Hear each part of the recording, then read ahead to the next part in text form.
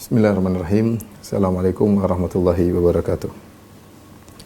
Alhamdulillahi ala ihsani wa syukru lahu ala taufiqihi wa amtinani wa asyhadu an la ilaha illallah wahdahu la syarika lahu ta'ziman li sya'nih wa asyhadu anna Muhammadan abduhu wa rasuluhu da'ila ridwanih. Allahumma salli alaihi wa ala alihi wa ashabihi wa ikhwanih.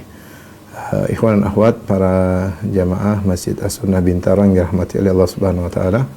Alhamdulillah, puji dan syukur kita menjadi kepada Allah Subhanahu wa taala sehingga pada kesempatan kali ini kita bisa berjumpa kembali ya dalam rangka untuk saling menasihati. Dan pada kesempatan kali ini kita akan bahas tentang sifat 20 yang diyakini oleh saudara-saudara kita dari yang bermadzhab Al-Asy'ariyah ya. Apa maksud mereka dengan iman mereka terhadap sifat 20 ya. Pada pertemuan lalu kita telah membahas bahwasanya bagaimana kronologis tentang sejarah tokoh-tokoh Asy'ariyah ya, dari kita sebut dari Abu Hasan Al-Asy'ari, kemudian murid-muridnya, kemudian Al-Baqillani, kemudian turun ke Al-Baghdadi, Ibnu Furak, kemudian Al-Baghdadi, kemudian sampai pada Al-Juwaini, kemudian Ar-Razi ya. Bahwasanya ada perubahan cara mensikapi sifat-sifat Allah Subhanahu wa taala. Adapun Asy'ariyah mutaqaddimun, Asy'ariyah terdahulu, mereka beriman dengan sifat-sifat dzatiyah ya. Mereka beriman dengan Allah di atas, bahkan mereka juga beriman Allah memiliki dua tangan, Allah memiliki dua mata ya. Dan bahkan mereka membantah orang-orang yang mentakwilkan tangan dengan kudrah atau dengan nikmat misalnya, yang juga mereka membantah orang yang mentakwilkan mata dengan melihat ya. Jadi apalagi yang mentakwilkan al-ulu, ketinggian Allah Subhanahu wa taala. Mereka juga menetapkan sifat wajah Allah Subhanahu wa taala, bahkan mereka membantah orang yang mengatakan wajah maksudnya zat. Ini dibantah oleh para ulama Asy'ariyah terdahulu ya. Demikian juga saya sebutkan Al-Baihaqi juga membantah orang yang mengatakan bahwasanya melihat dan mendengar maksudnya berilmu ya. Ini Asy'ariyah terdahulu, dan mereka mengagungkan nas-nas Allah Subhanahu wa taala berkaitan dengan sifat-sifat Allah Subhanahu wa taala. Hanya saja mereka punya syubhat tentang masalah sifat ikhtiyariyah ya. Nanti akan kita jelaskan di akhir pembahasan kita ya, insyaallah taala. Kemudian Asy'ariyah mengalami perubahan dan akhir-akhirnya semakin menuju kepada Mu'tazilah yang menolak sifat-sifat. Maka muncullah Al-Juwaini sebagaimana kita sebutkan pada pertemuan lalu, yang dimana Al-Juwaini rahimahullahu taala mentakwil al-istiwa dengan al-istila ya. Istiwa artinya menguasai, padahal Abu Hasan Al-Asy'ari dan murid-muridnya ya membantah orang yang mentakwil istiwa dengan istila. Mereka bantah. Ini adalah mazhabnya Mu'tazilah. Mereka menyatakan demikian. Ini adalah mazhabnya Mu'tazilah. Mu'tazilah berkata istawa maknanya istaula. Beristiwa maksudnya menguasai. Yang disebutkan oleh Abu Hasan Al-Asy'ari dalam kitabnya, beberapa kitab, di antara dalam kitab Al-Ibana, demikian dalam kitab Maqalatul Islamiyyin. Tetapi ternyata ketika sampai pada Asy'ariyah belakangan pada Al-Juwaini, maka justru semakin menuju ke Mu'tazilah. Terlebih lagi ketika sampai pada Ar-Razi yang kemudian semakin terpengaruh dengan ilmu filsafat ya, dan akhirnya semakin mendekat lagi kepada Mu'tazilah ya. Dan Asy'ariyah yang ada sekarang ya, saudara kita yang ada sekarang, mereka tidak mengikuti Asy'ariyah terdahulu, tapi mereka mengikuti Asy'ariyah mutaakhirin, yang asalnya menetapkan hanya 7 sifat selain sifat dzat. Adapun tambahannya menjadi 13 atau menjadi 20 itu hanyalah imbabil bayan, hanyalah penjelasan. Apa yang dimaksud dengan sifat 20 tersebut saya akan jelaskan insyaallah taala menurut Asy'ariyah mutaakhirin, Asy'ariyah belakangan, dan itulah yang jadi muktamad, jadi pegangan di zaman sekarang. Rata-rata kaum Asy'ariyah, saudara-saudara kita kaum Asy'ariyah rata-rata berkeyakinan sifat hanya 20. Adapun di luar daripada sifat 20 harus ditakwil atau ditafwid, harus ditakwil atau ditafwid. Tapi mereka sifat 20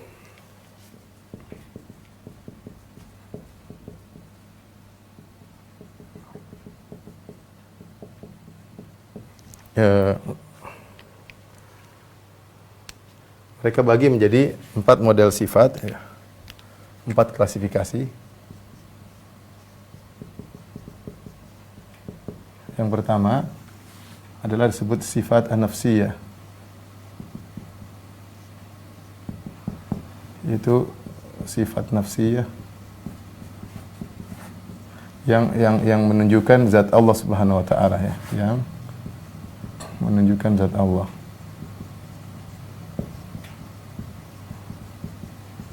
Mereka mengatakan sifat tersebut adalah sifat al-wujud, ya.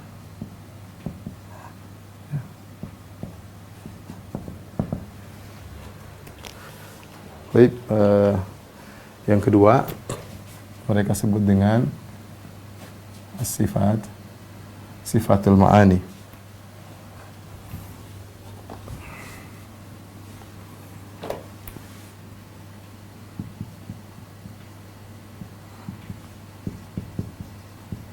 Sifat-sifat al-ma'ani. Maksudnya adalah, ini adalah makna tambahan pada zat, yaitu maksudnya adalah makna-makna tambahan pada zat. Maksudnya makna-makna sifat. Jadi Allah bukan hanya sekadar zat, tetapi zat tersebut memiliki sifat-sifat. Yang sifat-sifat yang ada pada zat Allah tersebut ada 7, ada yang mengatakan 8, yang 7. Yang pertama adalah al-qudrah. Al-qudrah itu kekuasaan. Kemudian al-iradah, kehendak. Kemudian yang ketiga adalah al-ilm, ilmu. Yang keempat adalah al-hayat, kehidupan. Kemudian yang kelima adalah as-sama', mendengar. Kemudian yang keenam adalah al-basar, melihat.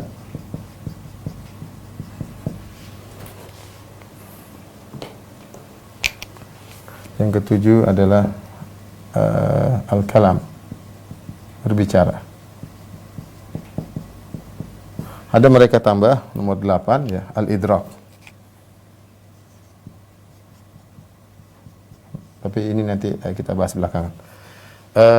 Mereka Asy'ariyah menyebut dengan sifatul ma'ani, di antaranya untuk membantah orang-orang Mu'tazilah yang mereka mengatakan bahwasanya zat Allah mujarradah, kosong daripada makna-makna sifat, ya. Sehingga Asy'ariyah mengatakan tidak, Allah zatnya ada sifatnya.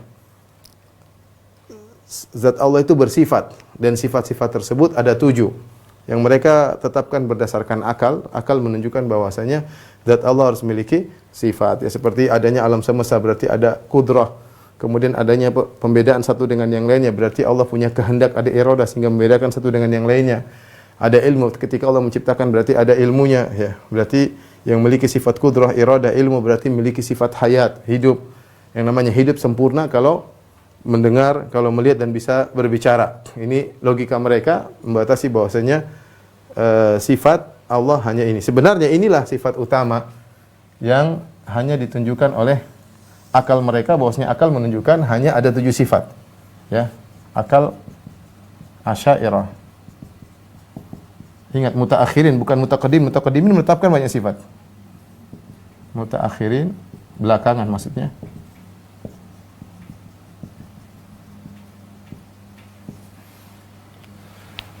Hanya menunjukkan, hanya membatasi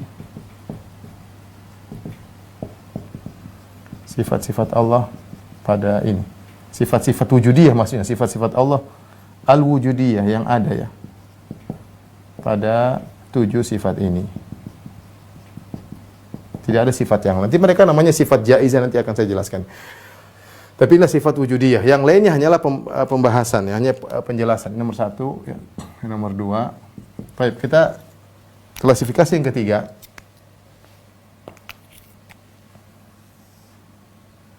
Disebut as-sifat al-ma'nawiyah.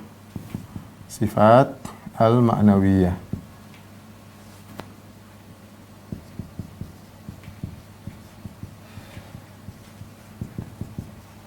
sifat ma'nawiyah ini diperselisihkan di kalangan mereka, khilaf ya. Ada yang menolak, ada yang menerima. Ada yang menolak, ada yang menerima. Ma'nawiyah maksudnya adalah penjelasan dari sifat-sifatul ma'ani. Ingin menjelaskan dari sifat-sifatul ma'ani, bahwasanya ketika zat Allah Subhanahu wa taala memiliki sifat-sifat ini, berarti ada timbul suatu hal. Hal tersebut bukan suatu amr wujudi, bukan suatu perkara yang ada, tapi di perantara ya. Ini seperti ahwal Abi Hashim ya. Jadi yang menerima adalah yang menetapkan ahwal seperti halnya Abi Hashim. Bahwasanya ketika zat Allah ditempati dengan sifat-sifat ini, maka ada suatu yang baru pada zat Allah ya. Makanya sifatnya juga ada 7 ya. Yang pertama yang menerima kaunuhu qadiran ya. Itu kondisi Allah yang berkudrah. Allah yang berkudrah. Kemudian yang kedua kaunuhu muridan. Ini berkaitan dengan al-iradah, kondisi Allah yang berkehendak. Yang ketiga misalnya kaunuhu aliman, kondisi Allah yang memiliki ilmu. Yang keempat kaunuhu hayyan. Yang kelima kaunuhu sami'an. Keenam kaunuhu basiran. Yang ketujuh kaunuhu mutakalliman. Ini maksudnya ini hanya penjelasan dari sifat al-ma'ani, bahwasanya ketika Allah Subhanahu wa taala zatnya ada memiliki sifat-sifat ini, berarti ada sesuatu yang baru pada zat. Artinya zat tersebut Allah itu berkudrah, Allah itu berkehendak, Allah itu berilmu ya. Allah itu berilmu ya. Karena ini semua sebenarnya membantah orang-orang Mu'tazilah. Karena orang Mu'tazilah sebagian mengatakan Allah punya ilmu tapi ilmunya zatnya.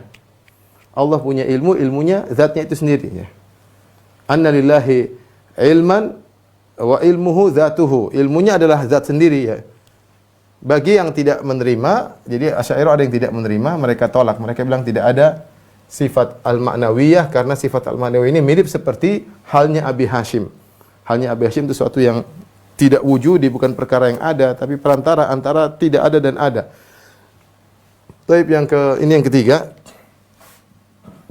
Yang keempat disebut dengan sifat salbiyah ya.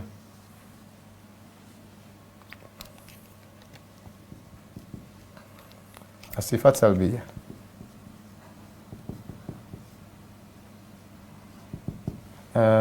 Ini untuk apa? Untuk tujuan sifat ini adalah untuk menolak makna-makna negatif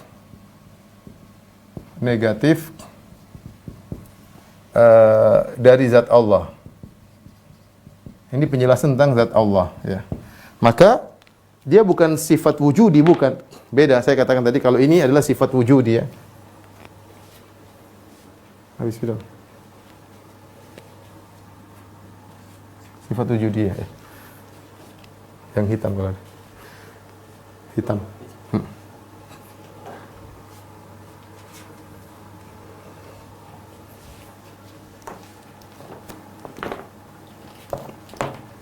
Perhatikan sifat salbiyah, dia bukan perkara wujudiyah, bukan perkara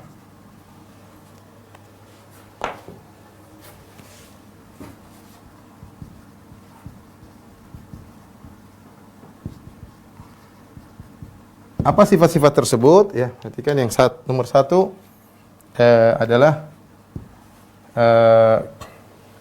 kidam ya. Kidam maksudnya ini azali. Kemudian baqa maksudnya abadi. Kemudian yang ketiga mukhalafatun lil hawadits.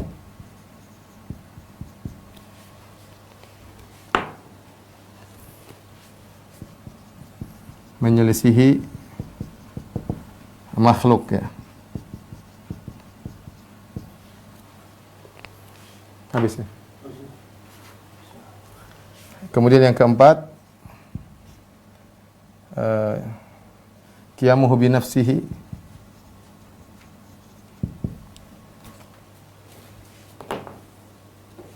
coba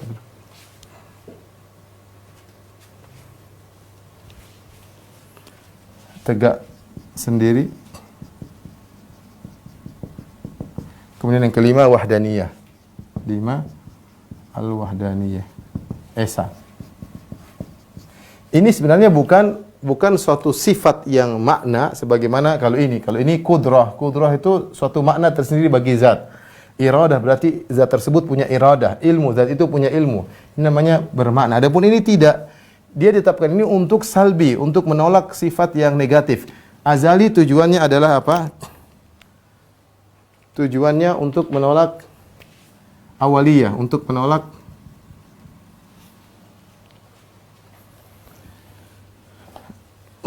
Allah bermula ya. Untuk menolak zat Allah bermula. Kalau baqa maksudnya untuk menolak fana ya. Jangan sampai Allah fana, Allah abadi. Mukhalafil hadis untuk menolak tasbih, menyerupai makhluk.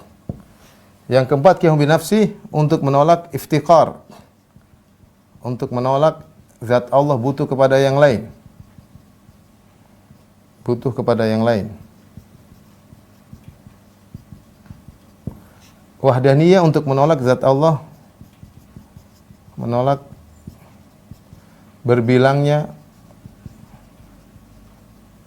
zat Allah. Baik. Ini makna daripada sifat 20. Kalau kita hitung ya, ini 1 tambah 7, 8. 8 tambah 7 lagi 15. 15 tambah 5, 20. Jadi totalnya adalah 20. Saya ulangi, saya jelaskan secara singkat. Sifat 20 menurut Asy'ariyah terbagi menjadi 4 klasifikasi. Pertama, sifat nafsiyah, itu menunjukkan tentang zat Allah, yaitu wujud. Tidak ada menunjukkan makna yang lain kecuali cuma zat Allah. Berarti sifat apa? Sifat wujud. Kemudian kita mungkin balik ke sini. Nah, sifat zat Allah tersebut ada sifat-sifat salbiyah, bukan suatu sifat wujudi, tetapi dalam rangka untuk menjelaskan zat tersebut. Qidam ini bukan suatu sifat wujudi, bukan suatu sifat yang makna tersendiri, bukan, tapi dia dalam rangka untuk menolak zat Allah bermula. Baqa, Allah abadi, untuk menolak zat Allah fana. Mukhalafatul hawadits, untuk menolak Allah itu tasbih. Qiyamuhu bi nafsihi, untuk menolak Allah butuh kepada yang lain. Al-wahdaniyah, untuk menolak Allah, zat Allah berbilang. Nah, sifat yang benar-benar ditetapkan untuk zat adalah ini. Inilah sifat yang benar-benar ada makna baru bagi zat. Ada kudrah, ada iradah, ada ilmu, ada hayat, ada sama, ada basar, ada kalam. Al-idrak, ini khilaf di kalangan mereka. Mereka bagaimana dengan kalau sama berkaitan dengan yang didengar, basar berkaitan dengan yang dilihat, ya. Bagaimana dengan yang dicium, yang dirasa, ya. Maka mereka bilang idrak. Allah memiliki sifat idrak, itu mengetahui, mirip dengan ilmu, tapi berkaitan dengan apa yang dirasa, apa yang dicium, yaitu misalnya ini disebut dengan sifat idrak. Tapi rata-rata mereka sebutkan 7. Nah, bagi yang menolak sifat ini, sifat maknawiyah yang menolak, maka sifat Allah sifat Allah cuma 13. Ya, dikurangi yang ini. Dikurangi sifat al-ma'nawiyah, ya, sifat al-ma'nawiyah, ya. Adapun sifat al-ma'nawiyah ada khilaf tadi, ada yang menolak, ada yang menerima. Mereka mengatakan karena ketika zat memiliki ilmu berarti ada kondisi tersendiri bagi zat, yaitu kaunuhu qadiran, kondisi Allah yang berkudrah. Karena orang Mu'tazilah mengatakan bahwasanya Allah punya ilmu, tapi ilmunya adalah zatnya itu sendiri. Karena mereka mengatakan tidak boleh ada zat dan sifat, tidak boleh, karena itu syirik. Jadi sifat ya zat itu, zat ya sifat itu sendiri. Inilah secara sederhana tentang sifat 20 menurut saudara-saudara kita dari kaum Asy'ariyah ya. Mereka juga membagi misalnya sifat menjadi sifat-sifat wajibah dan juga ada namanya sifat-sifat mustahilah. Sifat-sifat yang wajibah ya ini, wujud beserta ini. Ini namanya sifat wajibah, yang wajib bagi Allah Subhanahu wa taala. Yang wajib bagi Allah Subhanahu wa taala inilah sifat wujud, qudrah, iradah, ilmu, hayat, sama. Ini penjelasan doang ya. Adapun sifat yang mustahilah ya ini. Yang misalnya berawal, fana, bersama dengan makhluk, butuh kepada selain Allah, kemudian berbilang, ini sifat mustahil ya. Sifat-sifat mustahil. Adapun ini adalah sifat-sifat wajibah ya. Wajib bagi Allah. Harus ya. Tapi ada mereka mengatakan sifat jaizah, sifat-sifat yang boleh bagi Allah, yang boleh Allah kerjakan, boleh, tidak juga tidak mengapa, dan itu tidak berkaitan dengan kesempurnaan Allah Subhanahu wa taala. Mereka namakan sifat al-af'al. Sifat al-af'al yaitu yang kita namakan dengan sifat ikhtiyariyah ya. Tapi mereka akan takwil sifat-sifat tersebut ya. Sebagaimana kita akan jelaskan setelah ini ya. Jadi intinya simpulan dari ini bahwasanya ini adalah akidah Asy'ariyah mutaakhirin, dan ini menyelisihi nenek moyang mereka seperti Abu Hasan al-Asy'ari, Abu Hasan at-Tabari, kemudian Ibnu Fura, kemudian mereka juga menyelisihi Al-Baqillani ya. Mereka juga menyelisihi Al-Baihaqi ya. Jadi mereka menyelisihi nenek moyang mereka dari kalangan Asy'ariyah yang menetapkan sifat-sifat dzatiyah ya, seperti wajah, kedua mata, kemudian kedua tangan ya, sifatul ulu ya, diselisih oleh Asy'ariyah mutaakhirin yang lebih cenderung kepada dekat kepada Mu'tazilah. Nanti akan kita jelaskan ternyata as-sama' dan al-basar mereka juga tidak seperti yang kita bayangkan. Al-kalam juga tidak seperti yang kita bayangkan. Tapi setelah ini insyaallah akan saya jelaskan. Tolong dihapus ya.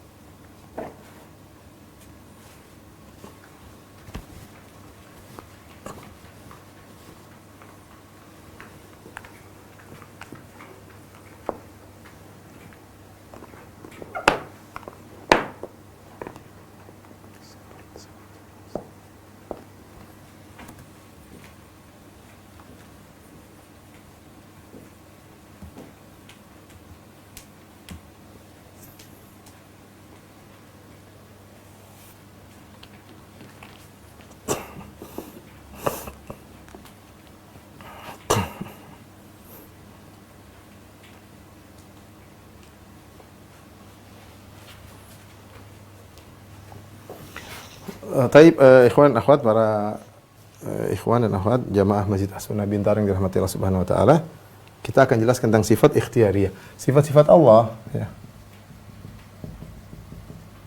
Secara umum terbagi menjadi dua ya. Pertama disebut dengan sifat zatiyah, kemudian sifat ikhtiyariyah. Sifat ikhtiyariyah. Sifat al-ikhtiyariyah. Namanya sifat az-zatiyah. Sifat dzatiyah apa namanya? Tadi sudah kita jelaskan. Ini sifat dia cirinya statis ya. Statis. Tidak berkaitan dengan kehendak Allah. Yaitu selalu menempel pada zat. Tadi sikap Asy'ariyah ya. Sikap para penolak sifat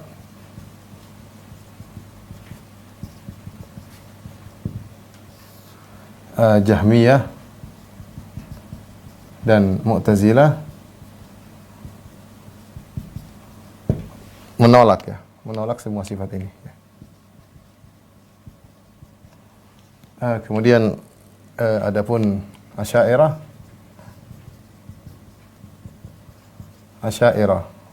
terdahulu, mutaqaddimin terdahulu menerima sifat ini, menetapkan sifat-sifat ini, karena bagi mereka nggak ada masalah, ini statis ya. Dan di antaranya seperti tadi saya sebutkan sifat-sifat ini, wajah, kemudian dua tangan, kemudian dua mata, kemudian ketinggian Allah,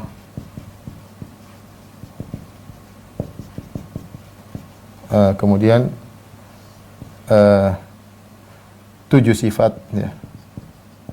7 sifat yang sudah kita sebutkan ya. Nanti ada Asy'ariyah mutaakhirin.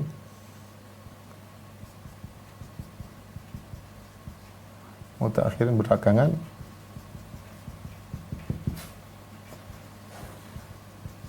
Yang tadi kita jelaskan ya. Hanya menetapkan 7 sifat.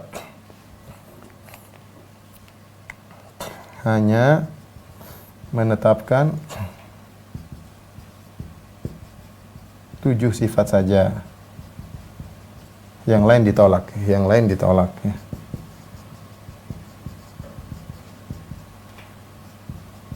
Tujuh sifat tadi yang sudah kita jelaskan, 7 sifat tadi.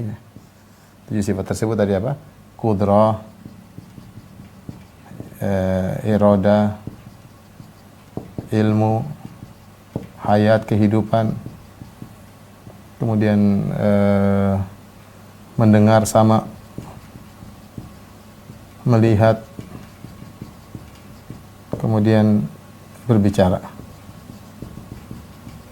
Cuma ini aja yang mereka tetapkan ya.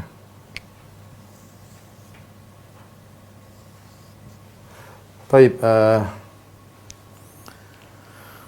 adapun sifat ikhtiyariyah ya, kalau ini tentu ahlus sunnah ini sama dengan Asy'ariyah mutaqaddimin terdahulu, sama dengan ahlus sunnah ya.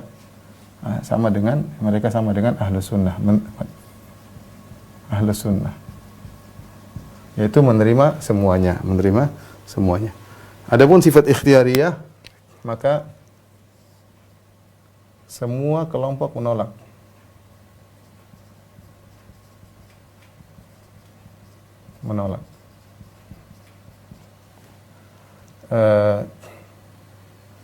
Ahlus sunnah menetapkan.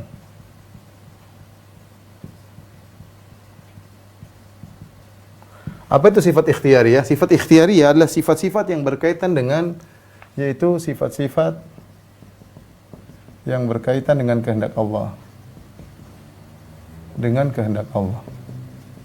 Dan ini banyak sekali, ya. Contohnya satu, ya, misalnya mencintai. Yang kedua misalnya marah. 3 misalnya rahmat, kasih sayang. Yang keempat misalnya ridha. Yang kemudian yang 5 juga iradah, kehendak. Kehendak ini juga ada berkaitan dengan kehendak Allah Subhanahu wa taala. Kemudian di antaranya berbicara. Di antaranya 7 melihat. 8 mendengar. belum lagi 9 misalnya gembira, ada lagi 10 tertawa,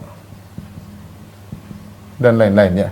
Ada 11 misalnya istiwa, 12 misalnya nuzul, ya, dan lain-lainnya. Banyak sifat-sifat Allah dalam Al-Quran dan hadis banyak sekali, ya. Berkaitan dengan kehendak Allah maksudnya apa? Maksudnya jika Allah berkehendak, Allah lakukan. Jika tidak, maka Allah tidak lakukan. Contoh, mencintai. Perhatikan. Mencintai. Allah memiliki sifat mencintai. Apakah Allah sejak azali mencintai seorang? Jawabannya tidak, tapi Allah mencintai seorang kalau ada sebabnya. Seperti firman Allah Subhanahu wa taala, "Qul in kuntum tuhibbunallaha fattabi'uni." Allah berfirman dalam surat Al-Imran, "Wahai Muhammad, sampaikan kepada mereka, kalau kalian cinta kepada Allah, ikutilah aku." Ya. Fattabi'uni yuhibbukumullah, niscaya Allah akan mencintai kalian. Perhatikan. Kapan seorang bisa dicintai oleh Allah? Allah yang mengatakan harus ikut Nabi Muhammad SAW. Di sini ada Qul in kuntum tuhibbunallah, ada syarat, ada jawab. In kuntum tuhibbunallah fattabi'uni yuhibbukumullah. Kalau kalian memang cinta kepada Allah, ikutilah aku. Syaratnya ikutilah aku, fattabi'uni, ikutilah aku, ikutilah Muhammad SAW, yuhibbukumullah, niscaya Allah akan mencintai kalian. Nah, kapan kecintaan Allah akan datang bagi mereka? Jika mereka mengikuti Nabi SAW. Ini menunjukkan kehendak. Bukan berarti Allah mencintai mereka sejak zaman azali tanpa sebab. Allah baru mencintai mereka kalau ada sebab. Ini sangat mudah kita pahami. Ya. Jadi saya ulangi, sifat ikhtiyariyah ini maksudnya gimana? Saya kasih contoh seperti sifatul kalam. Contoh sederhana, contoh sifat berbicara. Berbicara Allah ditinjau dari asalnya,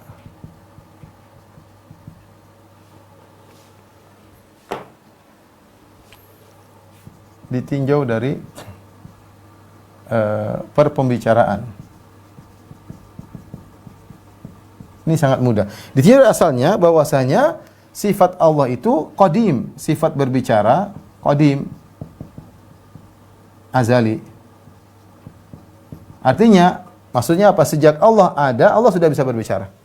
Allah bukan tadinya bisu kemudian bicara belakangan. Enggak, Allah sejak Allah ada, sejak azali bersama zatnya, Allah sudah bisa berbicara. Tetapi kapan Allah berbicara ditinjau dari pembicaraannya, ini baru tergantung siapa, kapan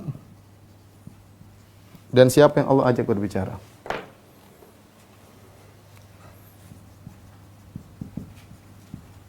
Yang diajak berbicara. Gampangannya, Allah berbicara dengan Nabi Musa bukan sejak zaman azali. Contoh, Allah berbicara dengan Nabi Musa bukan sejak azali, tetapi ketika Nabi Musa sudah ada, ketika Nabi Musa hidup. Ini contoh, ya, contoh sederhana. Allah berbicara, sifat Allah bisa berbicara sejak azali, tapi kapan Allah berbicaranya, ya, tergantung kehendak Allah. Allah kapan bicara dengan Musa? Wa ma tilka biyaminika ya Musa. Apa yang ada di tanganmu wahai Musa? Nabi Musa menjawab, qala hiya asaya. Ini adalah tongkatku. Kapan Allah bicara dengan Musa begitu? Apakah di zaman azali? Ya kalau zaman azali Allah bicara sama Musa enggak ada, ya berarti gimana nih Allah? Apakah Allah ngelindur berbicara tidak ada objeknya? Wahai Musa, ya Musanya enggak ada gimana? Ini sangat logis. Kita sangat mudah memahami bahwasanya sifatnya azali, tapi kapan berbicara terserah Allah Subhanahu wa taala. Sama, kita kiaskanlah dengan yang ini semuanya. Contoh mencintai. Allah punya mampu untuk mencintai, tapi ada sebabnya kenapa Allah mencintai. Bukan Allah mencintai Khalid bin Walid sejak zaman azali, ketika Khalid bin Walid sedang membunuhi kaum muslimin dalam perang Uhud, Allah sudah mencintai sejak zaman azali. Ini enggak logis. Karena Allah mengkaitkan masalah cinta dengan sebab. Kata Allah dalam ayat surat Al-Imran, "In kuntum tuhibbunallah fattabi'uni yuhibbukumullah." Kalau kalian cinta kepada Allah, ikutilah aku. Syaratnya yuhibbukumullah, niscaya Allah akan mencintai kalian. Berarti kecintaan tersebut baru muncul kalau ada syarat terpenuhi. Berarti ini baru. Ini namanya sifat ikhtiariyah. Muncul sesuai dengan sebab. Ya. Kemudian contoh seperti hadis qudsi, kata Allah Subhanahu wa taala, "Wala yazalu 'abdi yataqarrabu ilayya bin nawafil hatta uhibbahu." Senantiasa hambaku mendekatkan dirinya kepadaku dengan perkara-perkara yang sunnah hingga aku mencintainya. Baik, kapan Allah mencintai hamba ini? Apakah sejak azali? Jawabannya tidak. Tidak logis, tapi Allah mencintai dia kapan? Ketika dia mendekatkan diri dengan perkara-perkara sunnah, baru Allah mencintainya. Berarti mencintai ini perkara yang berkaitan dengan sebab, ada akibat. Ketika sang hamba mendekatkan diri kepada Allah dengan perkara sunnah, maka Allah mencintainya. Contoh masalah marah. Marah kalau orang melakukan maksiat, baru Allah marah. Man yaqtul mu'minan muta'ammidan fajaza'uhu jahannam wa ghadiballahu alaihi wa la'anah. Barang siapa membunuh seorang mukmin, wa may yaqtul, ada sebab, ada syarat, wa may yaqtul mu'minan muta'ammidan. Barang siapa yang membunuh seorang mukmin dengan sengaja, maka balasannya adalah neraka jahanam. Wa ghadiballah, maka dan Allah murka kepadanya. Kapan Allah murka? Ketika dia membunuh. Bukan Allah murka dia kepada dia sejak zaman azali. Allah sebutkan ada sebab baru. Kalau Asy'ariyah enggak bisa, mereka bilang sejak azali. Gimana nih? Kullabiyah, ini saya lupa tadi di antara juga kullabiyah ya. Ini Asy'ariyah juga kullabiyah ya. Kullabiyah juga menetapkan sifat-sifat sifat-sifat dzatiyah. Tapi kita lanjutkan. Marah, ya, marah juga ada sebabnya. Jadi sifat ikhtiariyah. Kapan Allah marah? Allah tidak marah sejak zaman azali, enggak. Tapi Allah marah ada sebabnya. Seperti orang membunuh orang mukmin yang Allah murka kepadanya. Contoh dalam hadis yang masyhur, dalam hadis syafaat dalam Sahih Bukhari dan yang lainnya. Ketika orang-orang datang kepada Nabi Adam minta syafaat, apa kata Nabi Adam alaihissalam? Inna Rabbi qad ghadiba al-yawma ghadaban lam yaghdab qablahu mithlahu wala ba'dahu. Sungguhnya Rabbku pada hari ini sedang marah yang tidak pernah Allah marah sebelumnya seperti itu, dan Allah tidak pernah marah sesudahnya seperti itu. Berarti ini marah yang baru, marah model baru. Bukan berarti Allah sifat Allah tidak bisa marah, tapi Allah marahnya tatkala ada sebabnya. Ini namanya sifat ikhtiariyah. Jelas sekali. Rabbku marah dengan kemarahan yang tidak pernah sebelumnya seperti ini dan tidak pernah sudahnya seperti ini. Nah, orang-orang ini bingung menghadapi ini. Gimana nas-nas seperti ini? Nas-nas seperti ini. Baik, kita lanjutkan, maksudnya ridho, rahmat. Ya, rahmat. Kata Nabi sallallahu alaihi wasallam misalnya, ya, irhamu man fil ard yarhamkum man fis sama. Rahmatilah orang di bumi, Allah akan, yang niscaya yang di langit akan merahmati kalian. Kapan? Ada sebab akibat, ada syarat, ada jaza. Syaratnya kalau kau ingin dirahmati oleh Allah, maka rahmatilah orang-orang sesamamu, ya. Kemudian juga seperti sabda Nabi sallallahu alaihi wasallam, wasyat rahimtaha rahimakallah. Kambing yang ingin kau sembelih, kalau kau sayang kepada kambing tersebut dengan penuh rahmat, Allah akan merahmatimu. Contoh juga Nabi SAW mengatakan, rahimallah man shalla qabla al-asri arba'an. Allah merahmati orang yang salat asar sebelum asar 4 rakaat. Ya, kalau ingin dirahmati Allah, salat 4 rakaat sebelum asar. Jadi ada sebabnya. Ini namanya sifat ikhtiariyah. Kapan Allah berkehendak, Allah lakukan, kalau enggak. Ada sebabnya Allah kerjakan. Contoh seperti ridha. Ridha juga Allah mengatakan, laqad radhiyallahu 'anil mu'minin idh yubayyi'unaka tahta syajarah. Sungguh Allah telah ridha kepada kaum mukminin. Kapan? Idh, tatkala mereka membaiat engkau di bawah pohon ridwan. Bukan sejak azali, tapi Allah mengatakan idh. Allah ridha kepada mereka tatkala. Ridha, jelas kita paham makna ridha, ya. Apalagi berbicara. Berbicara juga demikian. Berbicara, Allah berbicara, tadi sudah kita jelaskan kepada Nabi Musa pada waktunya. Bukan Allah bicara dengan Nabi Musa sejak zaman azali. Taib, melihat juga sama, melihat, ya. Liyanzura kaifa ta'malun. Kata Nabi sallallahu alaihi wasallam, inna dunya hulwatun khadirah wa inna Allah mustakhlifukum fiha fayanzura kaifa ta'malun. Sungguhnya dunia itu manis dan hijau dan Allah menjadikan kalian tinggal di muka bumi liyanzura, agar Allah melihat apa yang kalian kerjakan. Kita tahu Allah melihat kita. Sekarang saya bergerak, ini Allah baru melihat sekarang. Bukan sejak azali Allah sudah melihat saya seperti ini. Karena kalau Allah melihat saya seperti sejak azali, berarti saya sudah ada di zaman azali. Saya ulangi. Allah melihat makhluk-makhluk ketika Allah ciptakan. Ketika Allah belum ciptakan, Allah belum lihat dong. Allah tahu akan menciptakan, tapi Allah belum lihat. Kapan Allah lihat? Ketika makhluk tersebut wujud, baru Allah lihat. Nah, sekarang saya sedang bergerak ini. Saat ini Allah sedang melihat saya. Bukan Allah melihat saya sedang begini di zaman azali. Karena kalau Allah melihat saya seperti di zaman azali, berarti saya sudah ada di zaman azali bersama Allah. Dan itu tidak masuk akal. Nah, mereka tidak bisa terima ini. Kata mereka, wah nggak bisa. Berarti penglihatan Allah bergantung dengan ada perubahan-perubahan, gerakan-gerakan. Nanti mereka akhirnya takwil melihat dengan mengilmui. Sama mendengar. Mendengar juga Allah mendengar kalau ada suaranya. Kalau nggak ada gimana mendengar? Apa yang mau didengarkan? Nggak ada makhluk yang diciptakan. Allah berfirman, laqad sami'a Allahu qawla allati tujadiluka fi zawjiha. Sungguh Allah telah mendengar perkataan sang wanita ketika mengeluhkan suaminya kepada engkau wahai Muhammad. Kapan Allah mendengar? Ketika wanita itu berbicara, baru Allah sudah mendengar. Bahkan ketika mereka berbicara antara wanita tersebut dengan Nabi, kata Allah, wallahu yasma'u tahawurakuma. Allah sedang mendengar kalian berdua berbicara. Taib, apakah Allah mendengar di zaman azali? Jawabannya tidak. Ini pendengaran baru. Allah Maha mendengar sejak zaman azali, tapi mendengar suara ini baru. Ini sekarang saya lagi ngomong, ini bukan Allah tidak mendengar suara saya sejak zaman azali, tapi sekarang Allah sedang mendengar saya berbicara. Sama Allah melihat, Allah sedang melihat saya mungkin lagi sholat, seperti Allah melihat Nabi Muhammad SAW, kata Allah, alladzi yaraka hina taqum, yang melihat engkau ketika kau sedang berdiri untuk sholat. Bukan Allah sudah melihat Nabi sejak zaman azali, enggak.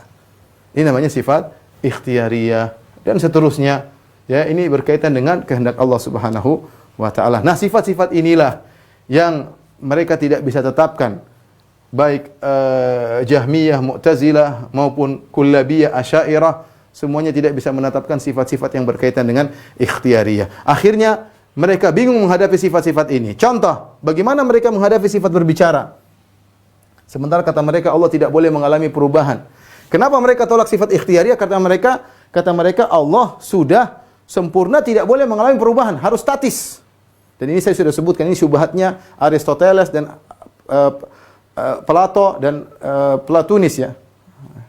Ya, atau Platonis ya, Aflutin kalau bahasa Arabnya. Kalau Plato Aflatun, kalau ini Aflutin. Intinya ini tiga orang ini menyatakan Allah harus statis. Ini murni pemikiran dari falasifah Yunaniyah. Murni.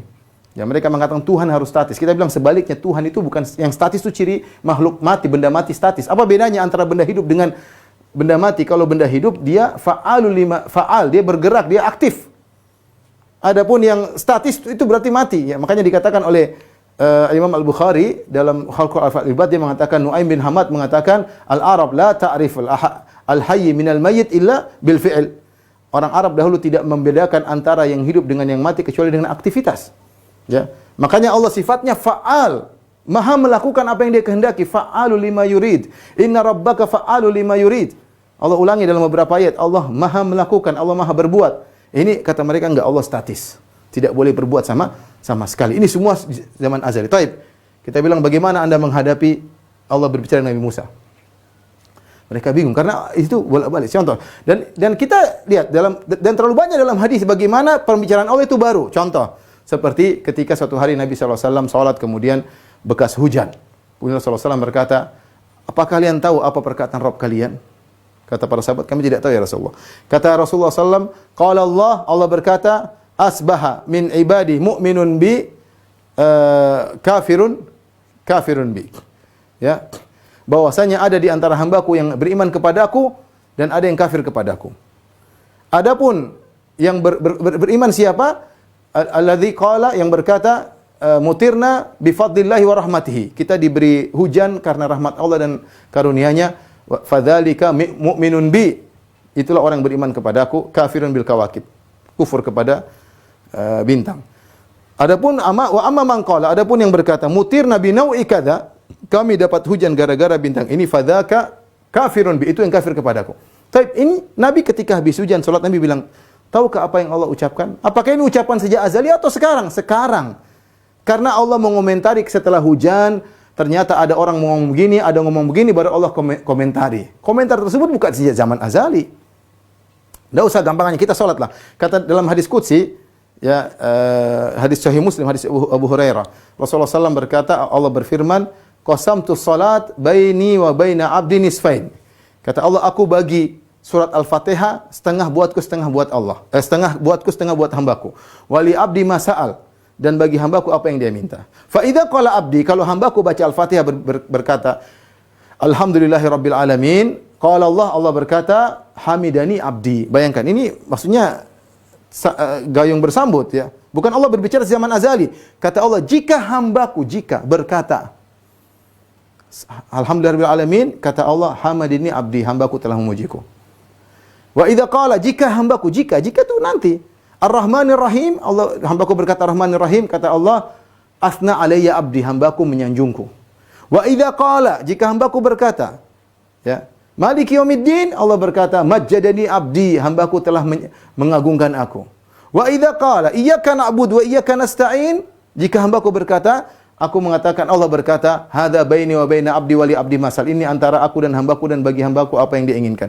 Wa idza qala, jika hambaku berkata, ihdinas siratal mustaqim, siratal ladzina an'amta 'alaihim ghairil maghdubi 'alaihim waladdallin, amin. Qala Allah, wa li abdi masal, bagi hambaku apa yang hambaku minta. Jadi sama seperti Nabi Musa ketika ngomong sama Allah, wa ma tilka, apa di tangan kananmu wahai Musa? Musa menjawab, ini tongkatku. Terus jadi dialog antara Allah dengan Nabi Musa. Bukan Allah bicara di zaman azali. Sama, ketika kita bangkit dari ruku, sami Allahu liman hamida. Apa artinya sami Allahu liman hamida? Allah mendengar orang yang memujinya, maka kita memuji. Rabbana walakal hamdu. Maka Nabi berkata, yasma'ullah, Allah mendengar kalian. Allah mendengar kalian tatkala kita mengucapkan, sedang mendengar kalian ketika kalian memuji Allah Subhanahu wa taala. Jadi pembicaraan Allah sangat banyak. Allah bicara Nabi Musa, Allah bicara Nabi Ibrahim. Itu semua mereka bingung karena itu suatu yang baru. Akhirnya apa kata mereka? Namanya berbicara itu kalam nafsi. Berbicara itu kalam nafsi, yaitu bahasa jiwa. Bahasa jiwa tanpa suara, tanpa huruf. Makna cuma satu, tidak boleh makna satu, tidak boleh berbilang. Dan ini sangat-sangat sulit untuk bisa dipahami. Sehingga akhirnya kesimpulannya, ini sudah saya bahas, kesimpulannya Al-Quran yang kita baca ini bukan firman Allah. Itu hanya ungkapan dari firman Allah. Firman Allah itu sejak azali tidak berubah. Dalam jiwanya, kita bilang, terus yang didengar Nabi Musa apa? Ibarat atau apa? Kalau mereka bilang ibarat, seperti perkataan Mu'tazilah. Mu'tazilah mengatakan itu suara yang Allah ciptakan. Kata mereka tanpa suara. Karena kalau dengan suara berarti suatu yang baru. Sifat makhluk, tajsim, mujassim. Mereka bilang demikian. Taib, Nabi Musa ngomong yang didengar apa? Bukan firman Allah. Yang dia dengar itu ibarat dari firman Allah atau gimana? Atau sehingga mereka khilaf dalam kitab Jauharut Tauhid, ya. Dia mengatakan bahwasanya adapun ketika Musa bertemu dengan Allah maka disingkapkanlah hijab. Fayasma, maka Musa mendengar tanpa suara. Aneh.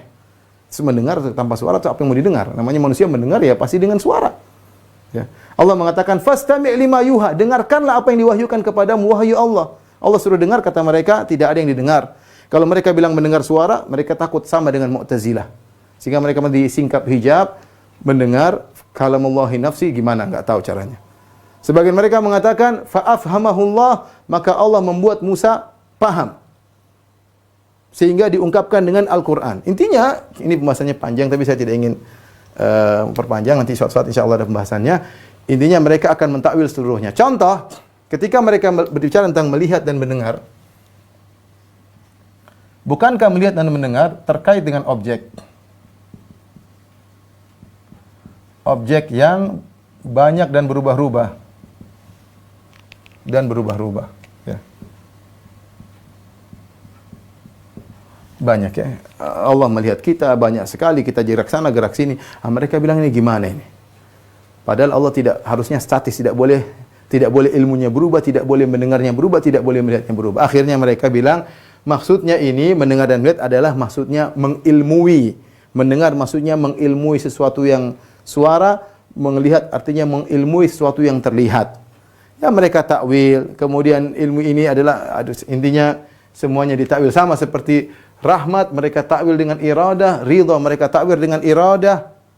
Dan pembahasan ini tentu akan panjang lebar, cuma saya tidak akan panjang lebar. Insyaallah ada saatnya kita bahas tentang bagaimana takwil-takwil mereka. Cuma yang ingin saya sampaikan, jika mereka ini adalah kelaziman, jika mereka menolak bahwasanya Allah bisa berbuat, Allah statis sejak zaman azali, timbul pertanyaan, bagaimana cara Allah menciptakan makhluk?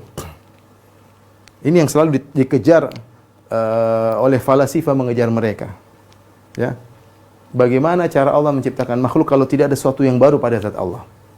Kalau Allah sudah sempurna sejak azali tanpa sesuatu, seharusnya tidak perlu ada sesuatu yang lain selain Allah. Ya.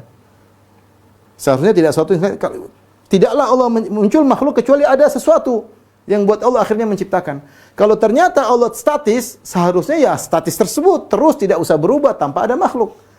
Tapi dulu Allah sendirian, tiba-tiba Allah ingin menciptakan, dan Allah menciptakan alam semesta, berarti ada sesuatu yang berubah pada zat Allah, sehingga Allah kemudian, yaitu ada suatu perbuatan yang Allah lakukan, sehingga akhirnya Allah menciptakan. Jika tidak demikian, tidak mungkin terjadi penciptaan.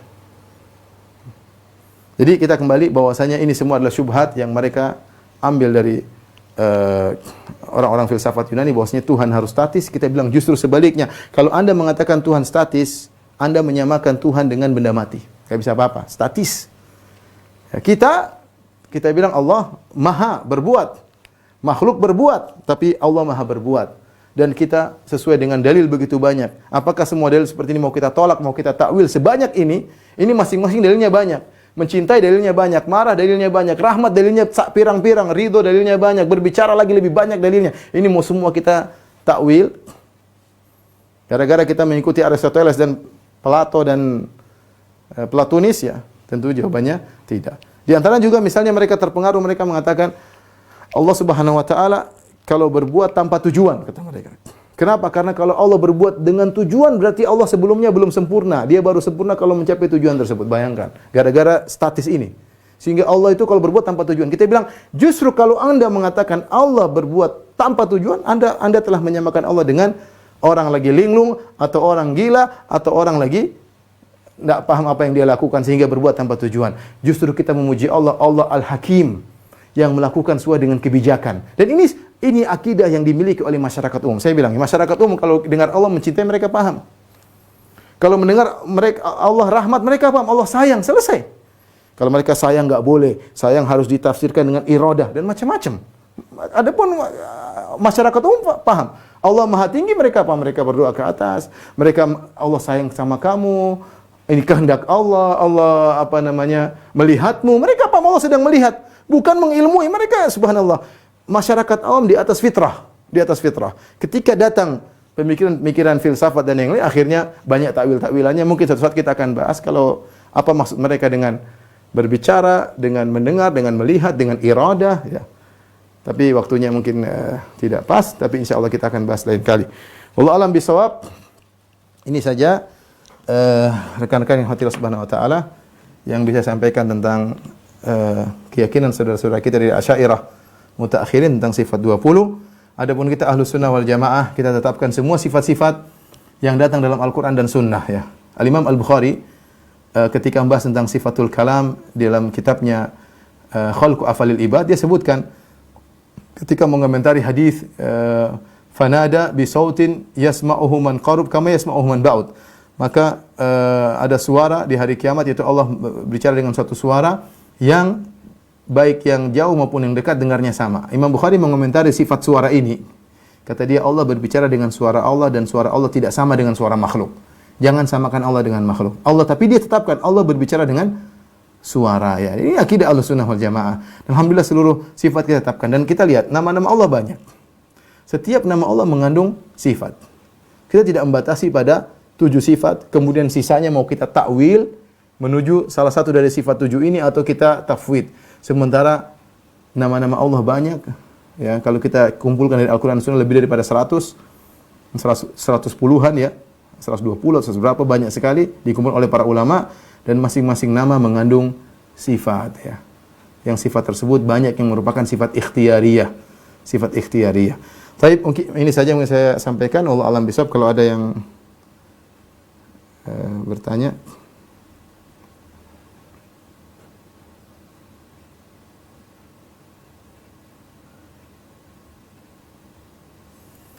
Ustaz, bagaimana kita sebagai orang awam bisa membedakan Ustaz dari kelompok Asy'ariyah mutaakhirin? Bila Ustaz itu kita lihat dari luarnya seperti Ustaz Ahlus Sunnah wal Jamaah. Tentunya kita tidak bisa tahu kecuali kalau dia berbicara tentang akidah. Kita tahu ini dia Asy'ariyah. Ya, kelihatan ya Asy'ariyah. Ini berarti saudara kita bermadzhab Asy'ari. Ya, tetap kita bersaudara dengan mereka. Saudara-saudara kita semuanya sekedar nasihat, ya. Nasihat kalau terima alhamdulillah, kalau enggak ya enggak ada masalah, ya. Ini sekedar kita menyampaikan bahwasanya yang benar adalah akidah Ahlus Sunnah wal Jamaah. Daripada kita sibuk mentakwil, sibuk ini, ya. Adapun Maturidiyah itu lain sendiri. Nanti insyaallah akan ada pembahasannya khusus. Maturidiyah menetapkan sifat takwin, ya. Selain 7 dia tambahkan sifat ke-8 sifat takwin. Apa itu takwin? Insyaallah pada saatnya kita akan bahas.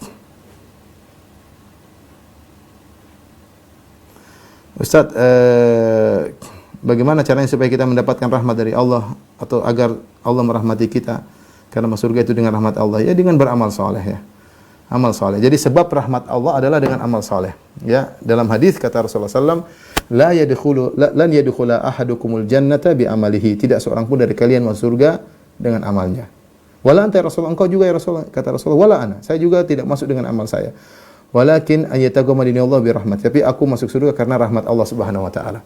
Baik, berarti masuk surga itu dengan rahmat Allah. Nah, bagaimana cara mencari rahmat Allah? Allah berfirman, "Inna rahmatallahi qaribun minal muhsinin." Sungguhnya rahmat Allah dekat dengan orang-orang yang berbuat ihsan, orang yang berbuat amal saleh, berbuat kebaikan. Makanya dalam banyak ayat Allah mengatakan, "Udkhulul jannata bima kuntum ta'malun." Masuklah surga dengan sebab amalan kalian. Nah, jadi masuk surga dengan amalan, dalam hadis masuk surga dengan rahmat. Nah, ini kesimpulannya bahwasanya amal ini merupakan sebab turunnya rahmat Allah Subhanahu wa taala. Semakin kita banyak melakukan amal soleh, Allah semakin rahmat sama kita. Tadi, rahimallah man shalla qabla al-asri arba'an. Allah merahmati orang yang sholat 4 rakaat sebelum asar misalnya. Yang menunjukkan rahmat Allah. Inna rahmatallahi qaribun minal muhsinin. Allah merahmati orang-orang yang berbuat ihsan. Irhamu man fil ard yarhamkum man fis sama. Rahmatilah orang di atas muka bumi, niscaya yang di langit akan merahmati kalian. Jadi banyak beramal soleh akan mendatangkan rahmat Allah Subhanahu wa taala, dan demikian sebab bagi kita untuk masuk surga. Baik, ini saja kawan-kawan dan juga para jemaah Masjid As-Sunnah Bintaring dirahmati Allah Subhanahu wa taala. Insyaallah kita lanjutkan pada bahasan berikutnya di kesempatan yang lain. Kurang lebih saya maaf. Wabillahi taufiq wal hidayah. Assalamualaikum warahmatullahi wabarakatuh.